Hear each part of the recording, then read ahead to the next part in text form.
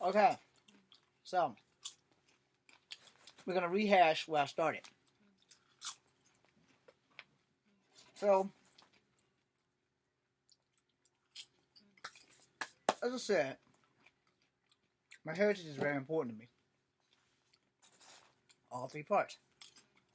I also said that I was gonna give you two personal stories: the witch rider and the floating head. I'm going to have to shorten these stories now because the dog got sick. Really, really sick.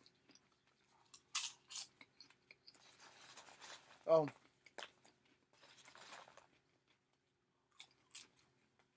after midnight,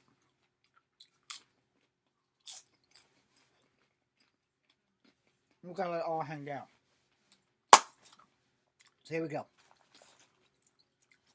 I was 7 years old.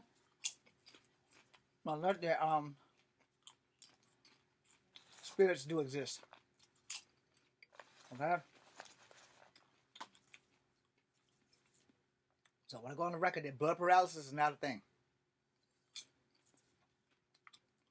Because paralysis means you're dead. If your blood stops at any point in your time of your life, if your flow of blood stops, you're done. So, as a martial artist, the one thing that I was always powerless against was spirits. I'm getting there. Hold on. So, 7 years old, I had my first encounter with the witch rider. This all started with my uncle.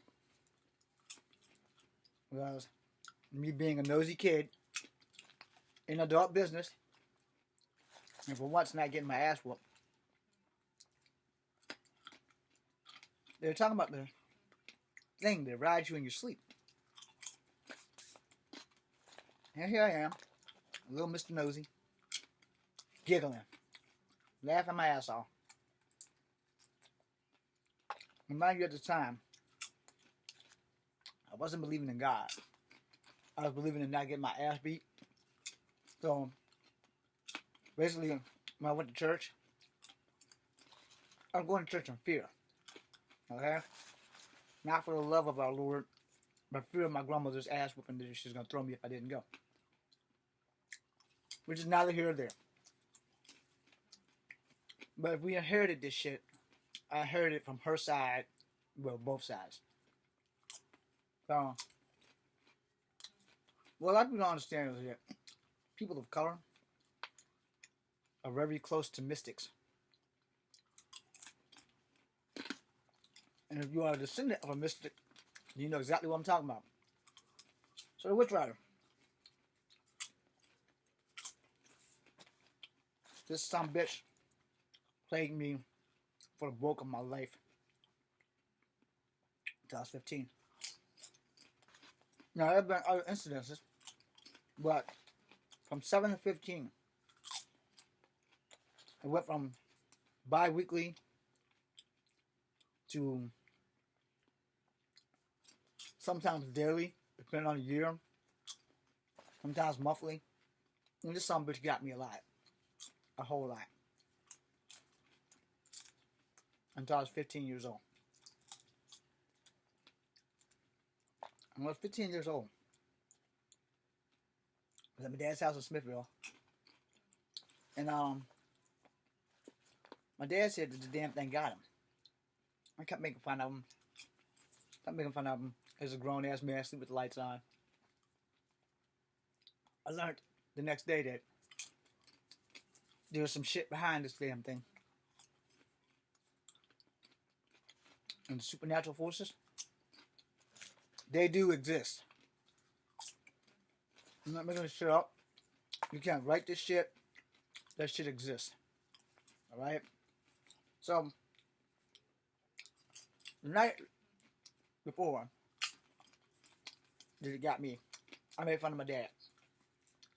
And years before that, It would get me all the time, but it would only get me at night. Because they claimed that these things couldn't attack you in the daytime. We're going to call bullshit on that. Because the last time it got me was in the daytime with the lights on. So, my dad was living in this house in Smithville, old house, on Riverview. And it's on the corner. Like, right on the corner. Right across from my house, like directly across, was Miss Ruffin's house. And Decatur house was the Gray house. So, hello Miss Ruffin. Hello Decatur. So, you got these very old-timey locks. Like, almost impossible to unlock locks. So, my dad had to show me how to lock the door. Unlock the door. And put chains on the door. My dad got up at work at 5 o'clock. So he woke me up. Made sure I locked all the doors. Our windows were always sealed shut. I don't know why my dad had the windows sealed shut, but the windows were sealed shut. And we could never open that window. As long as he's been living there, we never could open those damn windows. So, I'm right there, you know. I lock them out. I go back to bed. I'm not thinking about anything else but going to fuck back to bed. You see, that night, I had watched Magnum P.I. It was like the last thing I watched. And Magnum make a shark disappear. I know what you're thinking. What the fuck does this have to do with anything, James? Magnum saved my damn life. With the twist. Sometimes you get tired of things happening. Especially things that you have no power over. Things that you can't control. Sometimes you get tired of that shit. I was getting tired of this fucker attacking me in my sleep. So I locked my dad out the house. Both locks, both doors. There's only 2 doors in the house. All the windows were still, so he couldn't get back in.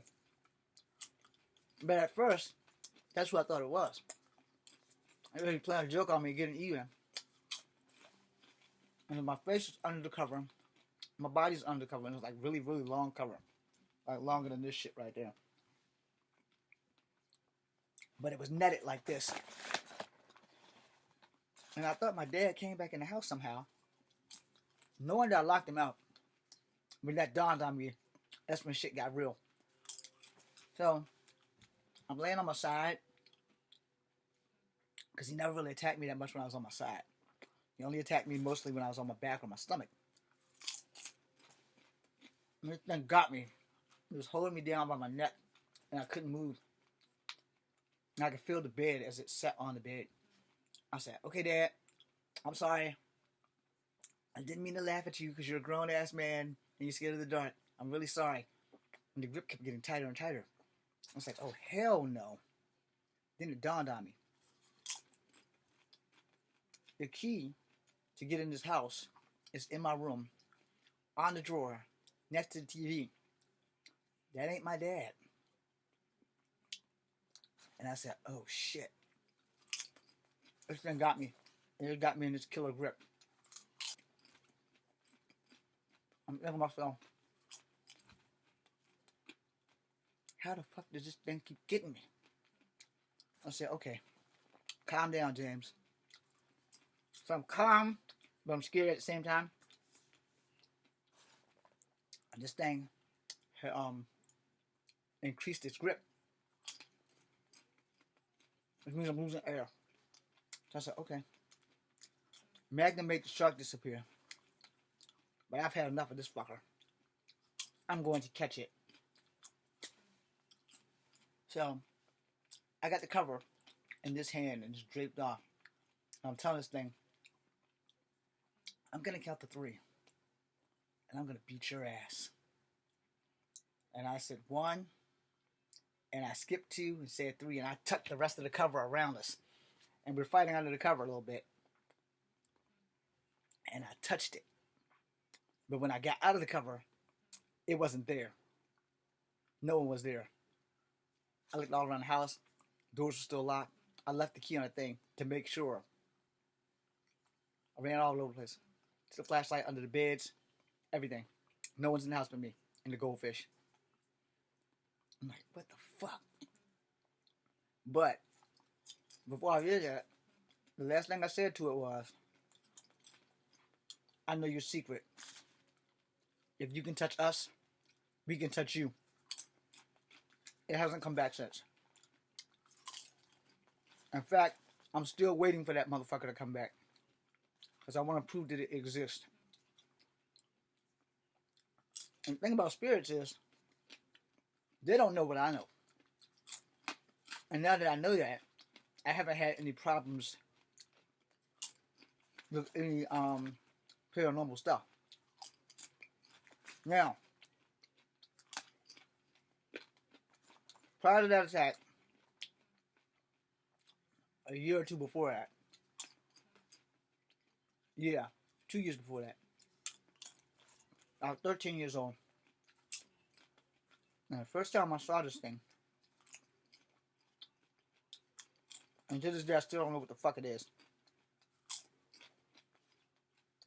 Some people say it's a wraith. Some people say it was a warning spirit. But I don't know what the fuck it is.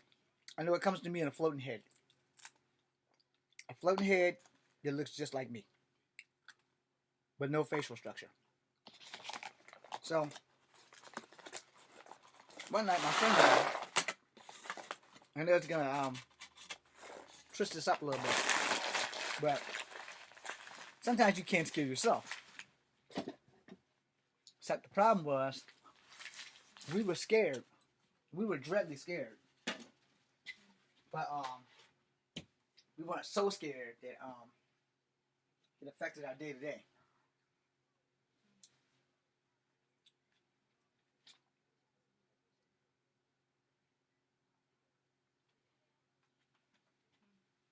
So my friend, whose name I'm gonna leave off, excuse me, his initials is LR.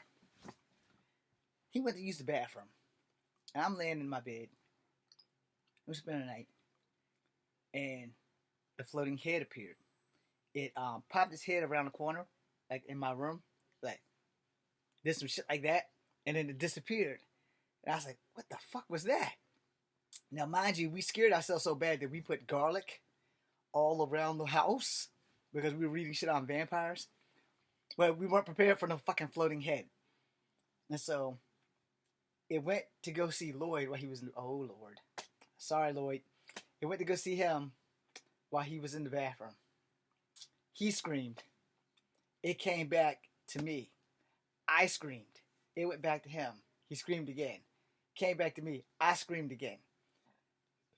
Went back to him. He screamed. Came back to me. I screamed. And my dad had enough. So my dad jumped out the bed and said, "What the hell is wrong with y'all? Go to bed right now." What is y'all? And I said, "Did you see it? Did you see it?" He's like, "See what?" And Lloyd's like, "Yeah, I saw it. I saw it was a fucking floating head." It's like, "Oh, thank God, I'm not by myself. So we both can't be crazy." He's like, "Yeah, man. I don't even know how it came through the bathroom door because the bathroom door was closed. But it came in and went back out. And then I heard you scream." I said, "Well, I heard you scream first because I saw it, but I wasn't sure what I saw.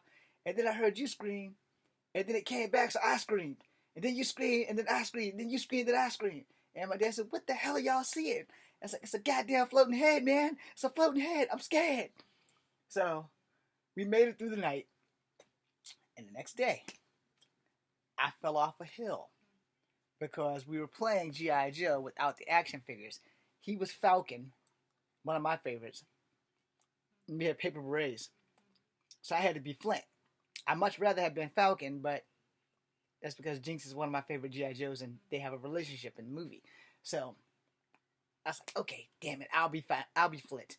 So his sister threw a pine cone grenade at us. It was really a pine cone, but over imagination with kids.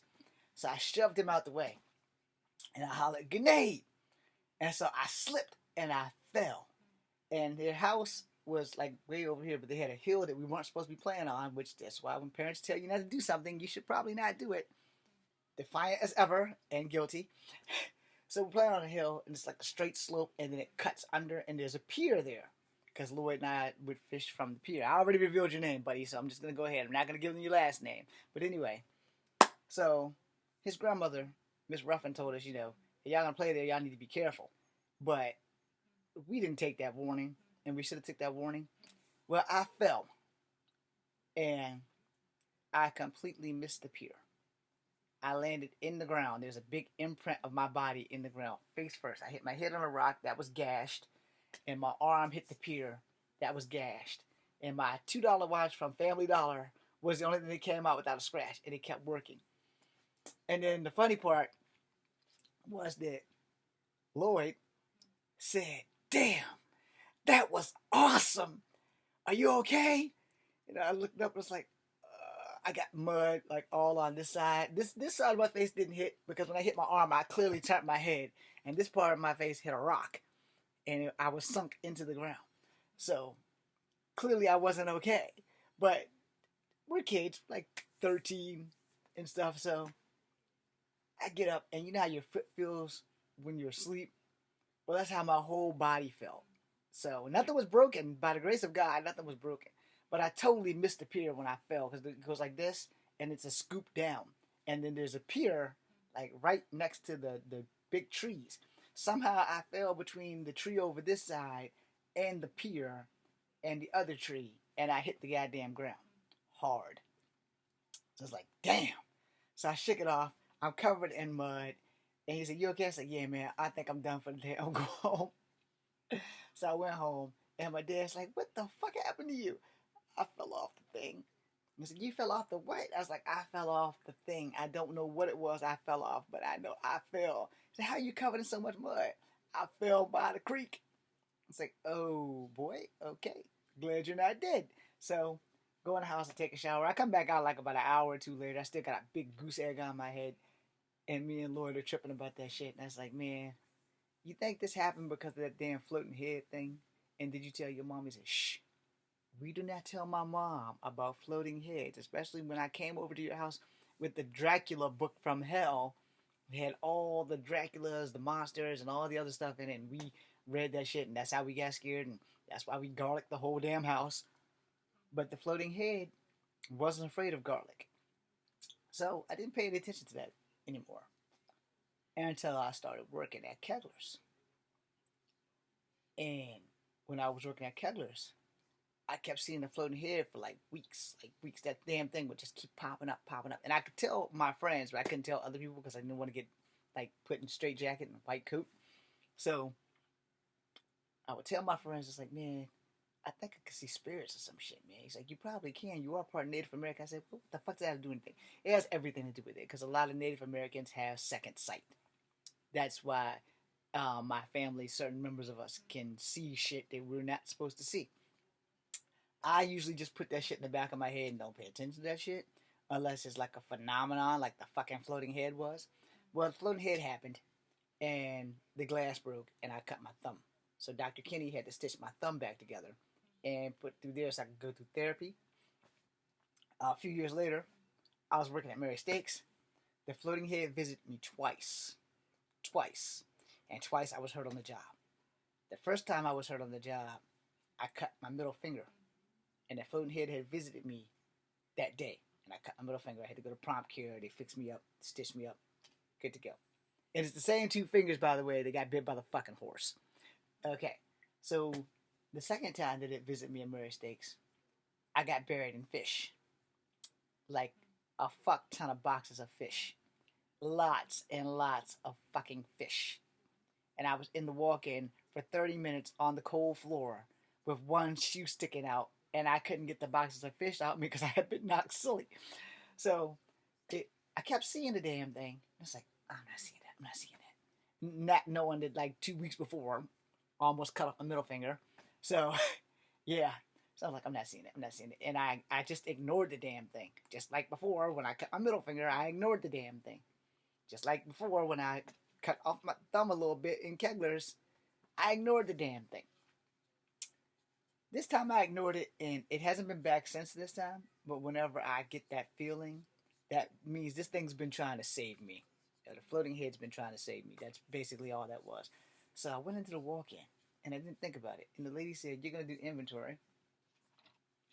Here's your pen. Here's your clipboard. There's 40 some odd fishes or 30 some odd fishes in this box. I need you to count every box. After you count every box, put a plus 30 on the thing so that I can do all the other stuff after you're done with that. So do not add the math. I will do that. I don't want to fuck this up and you'll have to go do this shit again. You try to get all this crap done in one day. Do start at the front and come all the way up to the back. When you get to the fish, that's the most important part. So all the steaks and stuff were at the front. Steaks, chicken, and all the other stuff were they were on different sides, but they were all basically together on pilot jacks. And so I get through all that, and she said, "Don't add up the math." So I just like the box has a number of whatever's in the box. It has a number on the box. It says this many such and such of S item. So you have to count how many boxes you have, and each box is on the thing. So you have like 6 boxes, like box 1, 2, 3, 4, etc., etc. Well, we had like about 40 some odd boxes of fish. I can't honestly tell you how many fell on me, but here's what happens. I ignored the floating head. So, you ever get that feeling that you have to turn around? Do not ignore that feeling. It is very bad for you to ignore that feeling. So I'm counting the boxes on my left, I think. And I'm counting the boxes, and it's like yay so many boxes with yay so many items of fish in it. So I'm at the bottom boxes. I figure since I'm short, if I start from the bottom, it'll be a lot easier to count them because I can touch them with the pen as I go up. Well, I never got to see the other boxes. I mean, I saw them when they hit me in the damn face, but when I was doing the inventory, no one's in the walk-in. Nothing heavy rode past. There was no vibrations to knock the boxes down. They were perfectly stacked when I went in there, motherfucker. So I went in, and I'm counting the boxes. Like 1 box, 2 box, 3 box, 4 box, 5 box. And I kept getting that feeling. You turn around, James. You turn around right now. And about that time I decided to go with the feeling, it was too damn late. I looked up. Boom! Boxes hit me. All of them fell and buried me. And 1 foot is sticking out like this. But I'm completely buried under a fuck ton of fish. They're all still in the box, but all the boxes are on me. I can't reach my hand. I can't find the clipboard. I dropped the goddamn pen, and I'm just stuck. And I can't move at all. I can wiggle that 1 foot. That's the only thing I can do. So I'm in this walk-in, and I'm screaming at the top of my lungs. No one can hear me. I'm screaming as loud as I possibly can. No one can hear me. Obviously, I can't scream very loud. So I'm screaming, and I'm feeling like I'm about to pass out. I'm getting colder. I'm on the floor, and my dumb ass did not go in there with the jacket. It was summertime. The last thing I thought I would need to go into the walk-in with a fucking jacket. I mean, walk-ins are cold, but they're not like, it wasn't like a super humongous industrial freezer, you know. And it was cold. It was cold enough to keep the food from perishing or whatever, but it wasn't like super duper cold. I found out why. Because the floor is fucking cold.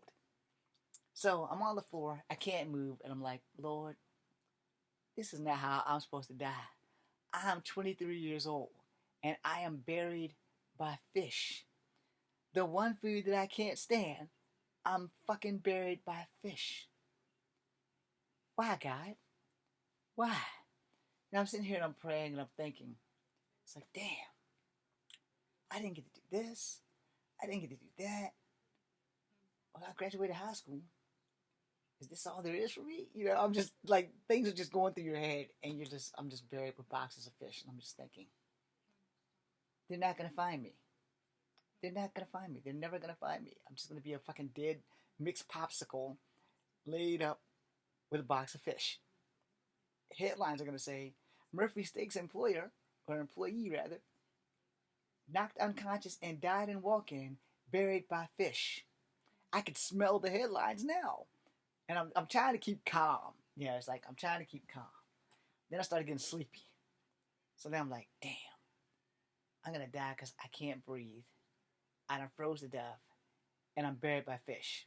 So I'm weighing the pros and cons on how bad is this going to get. Because it was already bad enough that I'm on the floor. that I don't know how, but the boxes magically fell and hit me in the face as I happened to turn to look because I ignored that feeling and I ignored it just one little second too long, and the boxes just said, "Okay, we tried to warn you, buddy."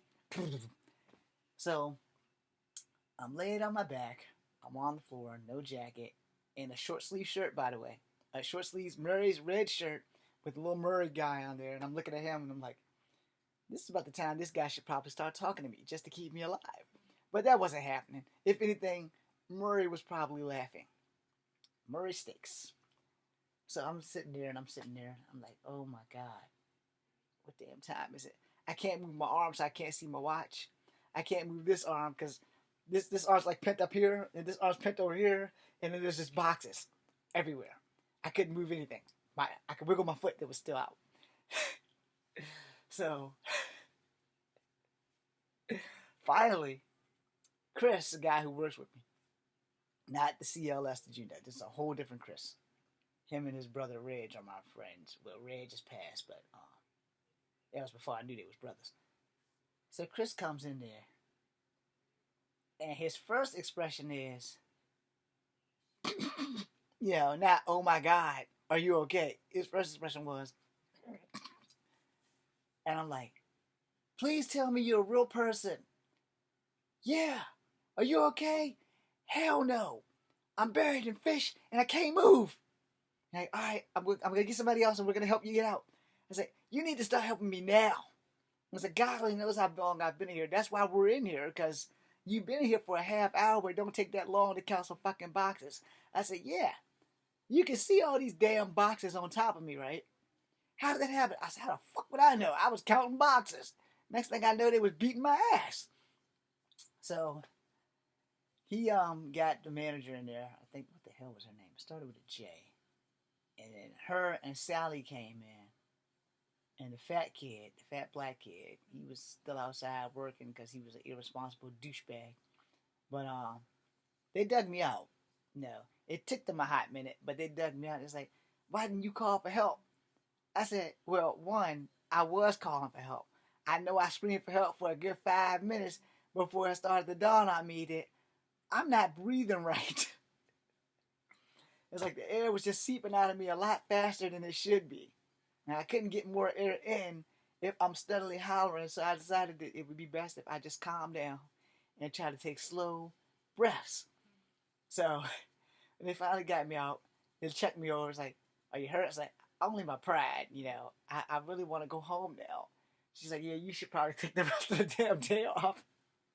So I was in there for 30 minutes and probably 15 seconds, not counting before they came in to start undigging me out of the fucking boxes.